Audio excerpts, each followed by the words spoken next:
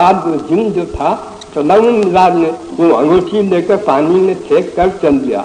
जब जिब्रील आए बोले सुलेमान ये तुम्हारी अंगूठी इसमें है, निकलवाओ पहन लो।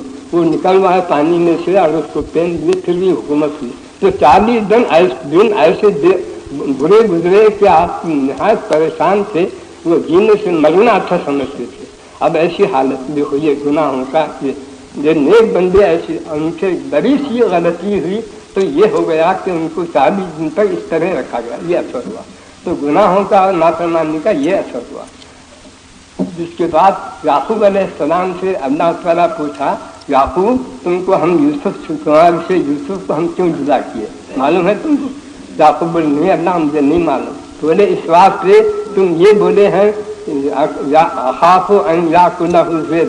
तुम ये बोले कि याकूब भाया आके दरिया फुकरे बाप से कि हजरत यूसुफ को हमारे साथ दो, हम जंगल को जाते हैं, सैर तफरी करते हैं, हम जंगल में एक दिन रहकर आते हैं और हमको भेजो साथ हमारे। तो याकूब अलैहिस्सलाम बोले तुम लेते जाते हो, मगर मेरा दिल डर रहा है कहीं बच्चे को, छोटा बच्चा है, बच्चे को कहीं भेड़िया न खा जाए। तो अल्लाह पर पढ़ता है भाइयों की गफलत का तुमको ख्याल आया, हमारी हिफाजत का क्यों नहीं ख्याल आया?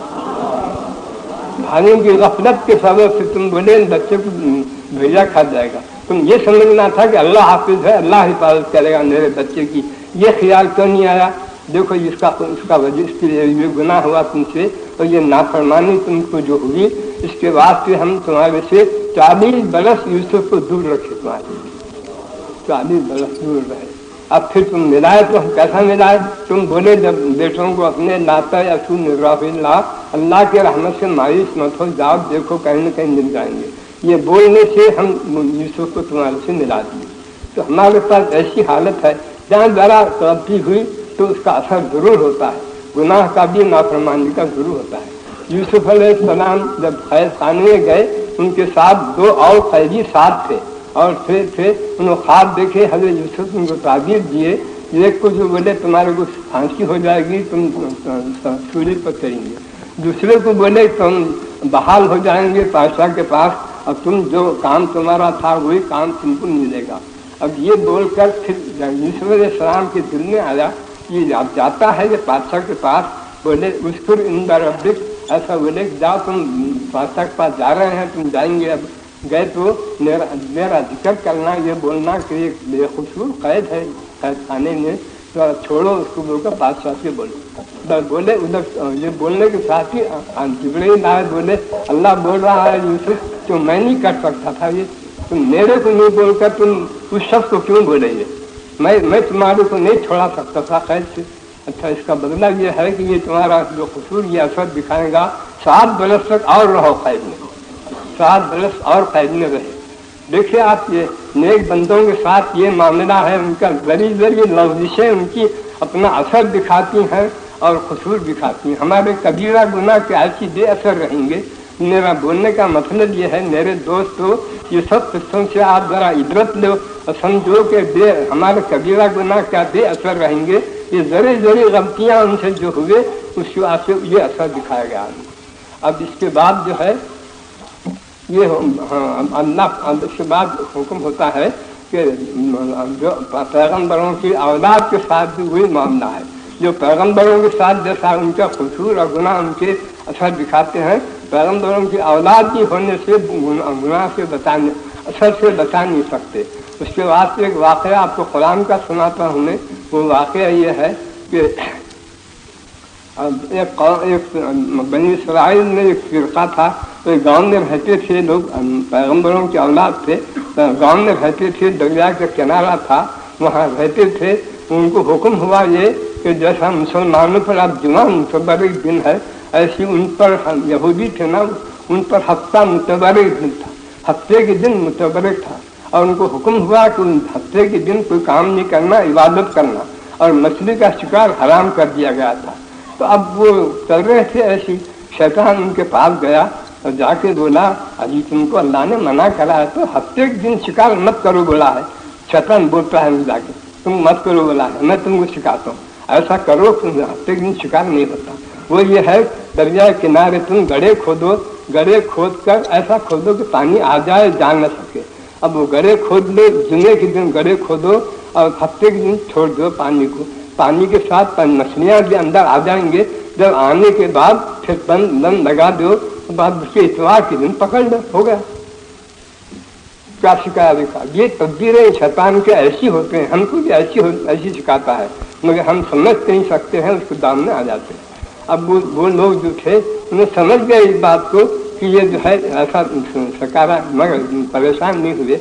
और उन्हें कुछ रुकना था, मगर उन्हें बोले आखिर में आ गया, उन्हें बोले बेशक ऐसी है बोलकर जुम्मे के दिन गड्ढे खोद कर पानी छोड़ते और हफ्ते के दिन वो पानी में मछलियाँ आ जाते तो उनको पकड़ लेते, अब बेचते भी खाते भी। जब ऐसा हुआ, अल्लाह के पास तो ये है कि तौबा की तौफीक होने के वास्ते मोहलत दी जाती है।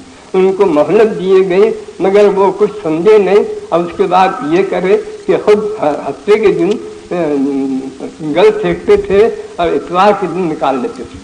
ये भी इससे भी कुछ नहीं हुआ, मोहलत जो मिली तो उसके बाद खुल्ला हफ्ते के दिन शिकार खेलना शुरू करे। जब शिकार खेलने लगे तो 3 फिरके हो गए उनमें। एक तो खुल्ला शिकार खेलता था और एक जो है शिकार तो नहीं खेलता था मगर मना भी नहीं करता था। तीसरा फिरका ऐसा हुआ, तीसरी जमात जो मना भी करती थी, खेलती भी नहीं थी। अब ये देखे कि ये ऐसा गुनाह हम मुब्तला होने मालूम ने अजाब क्या आता है, इस वास्ते अपनी दीवार उठा दी, अपना महल्ला अलग कर दिए। ये जो नहीं खेलते थे और मना करते थे, बोलते थे, वो उनका अलग महल्ला कर लिए, दोनों वो उसमें रह गए। अब बहुत तंदुरुस्त के बाद देखे कि दरवाज़ा खुलते नहीं है, 12 बज गए, अब तक दरवाज़ा खुलता नहीं, क्या हुआ क्या इनको? दीवारों पर चढ़ के झाँक के देखे तो क्या है, अंदर जो है जो जवान थे वो बंदर हो गए, जो बुढ़े थे वो सुअर हो गए। देखिए आप, ये गुनाहों का नाफरमानी का ये असर है, दुनिया यूँ खराब होती है। बंदर हो गए, सुअर हो गए। ये हालत देखे, जब उनको देखने लगे, वो देख कर रोने लगे तो उन्हें बोले अब रोने से क्या फायदा, हम तुम पहले समझाते थे, देखो अल्लाह के नाफरमानी नहीं करना, गुनाह नहीं करना, उसका बहुत बुरा असर दुनिया में भी होता है। ये असर हुआ, तुम समझे नहीं इस बात को। अब ये सब समझ कर अब इसके बाद एक बात अर्ज करता हूँ, आपसे जरा गौर से सुनिए। वो ये है कि सुअर बंदर बन गए, मस्त हो गए सूरतें उनके, मगर ये मामूली उम्मत थी, इस वास्ते उनके सूरतें मस्त हुए। और मुसलमान जो हैं वो रसूलुल्लाह सल्लल्लाहु अलैहि वसल्लम के सबब से खैरुल उम्म है, बेहतरीन उम्मत है, इस वास्ते उनके सूरतें मस्त नहीं होते हैं, बेहतरीन अज़ू जो दिल है वो मस्त हो जाता है। तो इसको ख्याल रखिए, दिल मस्त होता है मियाँ, दिल मस्त हो जाता है इस उम्मत का, सूरतें मस्त नहीं होते। वो कम दर्जे की उम्मत की सूरतें मस्त होते, ये आला दर्जे की उम्मत है, इस वास्ते दिल मस्त हो जाता है इनका। अब दिल मस्त होने के वास्ते ये होता है कि एक मिसाल देता हूँ मैं आपको। हराम माल जो होता है, ये हराम माल क्या होता है? ये हराम माल तो आलम बरज़ख में इसकी मिसाल गू की नजासत की मिसाल है। आलम बरज़ख में जो हराम माल है वो नजासत गू की मिसाल है। अब इसी बात है, नेक आदमी अगर कभी हराम माल खाने में आ गया तो ख्वाब में उसके गू नजर आता है, हाथ को लगा, पाँव को लग गया, ऐसा नजर आता है, समझ लेना चाहिए कि हम कहीं हराम माल खा लिए। तो इस वास्ते अब दिल मस्त हो जाता है, क्या होता है, सुअर बन जाता है। जैसे सुअर गू खाते फिरता है, ऐसे ये जो है हराम माल खाते फिरता है, हराम माल नहीं खा रहा है, वो गू खा रहा है, तो सुअर बन गया, उसकी अलामत है। अब इसके बाद में आपसे अर्ज करता हूँ, 3 अलामतें हैं दिल के मस्त होने की, इसको याद रख लीजिए, आपको फायदा होगा। 3 अलामतें हैं दिल मस्त होने के। एक अलामत तो ये है दिल मस्त होने की कि इबादत में मज़ा नहीं आना। इबादत करते तो हैं मगर मज़ा नहीं आया तो समझ लो दिल कुछ न कुछ खराबी हुई है, दिल में, दिल मस्त हो गया है। एक तो ये है दिल इबादत में मज़ा नहीं आना, दूसरे गुनाह बेधड़क करना, तीसरे इबरत नहीं होना, सब मरते हुए देखना मगर कुछ इबरत नहीं होती, वही दुनिया में फंसे हुए रहना। ये 3 अलामतें हैं जिससे मालूम होता है कि दिल मस्त हो गया है।